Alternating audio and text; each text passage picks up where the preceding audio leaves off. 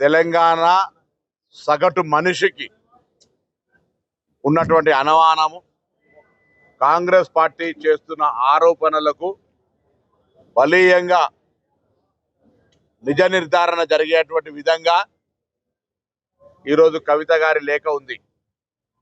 కవిత గారు అడిగిన ప్రశ్ననే Congress party, TRS లోని కొంతమంది కూడా ఎందుకు భారతీయ జనతా పార్టీతో స్నేహపూర్వకంగా ఉంటా ఉన్నారు, గత 10 సంవత్సరాలు కేంద్రంలో బీజేపీ, రాష్ట్రంలో టిఆర్ఎస్ పార్టీ ఉన్నప్పుడు వారితో స్నేహపూర్వకంగా ఎందుకు ఉన్నారు, ఇది మంచిది కాదు కదా, ఇంత పెద్ద ఎత్తున కేంద్రము రాష్ట్రానికి అన్యాయం చేస్తుంటే కూడా, లేదా దేశవ్యాప్తంగా భారతీయ జనతా పార్టీ చేస్తున్నటువంటి తప్పులను, అన్యాయాలను ఎందుకు ప్రశ్నిస్తలేరు కేసీఆర్ గారు అని కాంగ్రెస్ అడిగితే రాజకీయం అన్నారు. ఇలా కవిత గారే అడుగుతా ఉన్నారు, దాని మీద జవాబు చెప్పాల్సిన అవసరం ఉంది. అంతేగాక ప్రజాస్వామ్యానికి అవకాశం లేని party TRS party, BRS party. సొంత పార్టీ అధ్యక్షుని కూతురే ఒక సామాన్యుని కార్యకర్తలకు జరుగుతున్న అంశం మీద సామాన్య కార్యకర్తలకు కలవడం లేదు, ప్రజలకు అందుబాటులో ఉండడం లేదు, కార్యకర్తల కష్ట సుఖాల్లో పాలు పంచుకోవడం లేదు. అటువంటి పెద్ద సమావేశం పెట్టినప్పుడు 2001 నుంచి పార్టీలో ఉన్నటువంటి వాళ్లకు ఎక్కడ కూడా అవకాశం ఇస్తలేరు. అటువంటి వాళ్ళకి అవకాశం ఇవ్వాలే. మరి మీటింగ్లలో మాట్లాడకపోతే వారికి సంబంధించినటువంటి ఏ విధంగా ఉంటుంది అనేటువంటి అంశాలను లేవనెత్తిన అంశాలకు కార్యనిర్వాహక అధ్యక్షుడు కానీ, లేదా పార్టీకి సంబంధించిన ట్రబుల్ షూటర్గా చెప్తున్న హరీష్ రావు గారు కానీ, లేదా స్వయంగా మరి కేసీఆర్ గారైనా జవాబు చెప్పాల్సిన అవసరం ఉంది. ఇవాళ మేమేం కొత్తగా ఆరోపణ చేస్తలేము. ఈరోజు మేము గతంలోనే చెప్పినాం, టీఆర్ఎస్ బీజేపీ వేరు కాదు, రెండు కూడా కలిపి ఢిల్లీలో దోస్తీ, గల్లీలో కుస్తీ అనే మాట అనేక సందర్భాల్లో చెప్పిన దానికి కవిత గారు రాసినటువంటి లేఖ ఆధారము, దానికి సంబంధించినటువంటి ఒక ఎవిడెన్స్ అనే మాట సందర్భంగా మనం చూస్తా ఉన్నాం.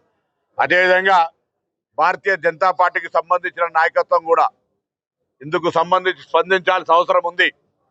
భారతీయ జనతా పార్టీ తోటినటువంటి లోపాయకారి ఉదాహరణకు మొన్న హైదరాబాద్ ఎమ్మెల్సీ ఎన్నికల్లో బీజేపీ నామినేషన్ వేస్తే బీఆర్ఎస్ మద్దతునిస్తామనే మాటతోటి బీజేపీ నామినేషన్ వేసింది. కానీ బీఆర్ఎస్లో ఉన్నటువంటి బీజేపీ వ్యతిరేకులు, బీజేపీలో ఉన్న బీఆర్ఎస్ వ్యతిరేకులు, బీఆర్ఎస్లో ఉన్న బీజేపీ వ్యతిరేకులు ఇద్దరు అటువంటి అవకాశం రాకుండా చేయడం వల్ల వాళ్ళు మొన్న ఎమ్మెల్సీ ఎన్నికలకు సంబంధించినటువంటి రహస్య ఒప్పందం అమలు జరగలే.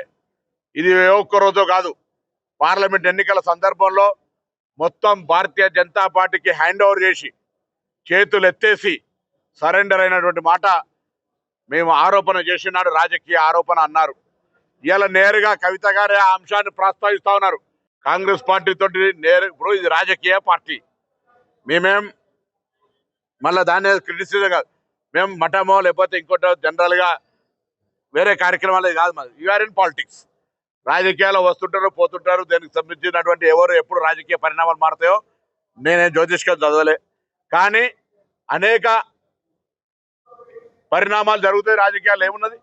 కాబట్టి ఇప్పుడు ఆ అంశంకు ప్రస్తావన లేకుండా కవిత గారు నేరుగా పార్టీ అధ్యక్షునిగా మొన్న జరిగినటువంటి సింహగర్జన సందర్భంగా 2001 నుంచి పార్టీలో ఉన్న వాళ్ళకి ఎందుకు అవకాశం ఇవ్వలే, అదే విధంగా భారతీయ జనతా పార్టీని ఎందుకు టార్గెట్ చేయలే, కార్యకర్తలను కలవకుండా ఎందుకు దూరం ఉంటా ఉన్నారు, భారతీయ జనతా పార్టీ ఎందుకు లోపాయకారిగా ఒప్పందంలాగా మౌనంగా ఉంటున్నారనే అంశాలకు జవాబు చెప్పాలి ఇటు టిఆర్ఎస్ పార్టీ, అటు బీజేపీ పార్టీ అని డిమాండ్ చేస్తా ఉన్నాం.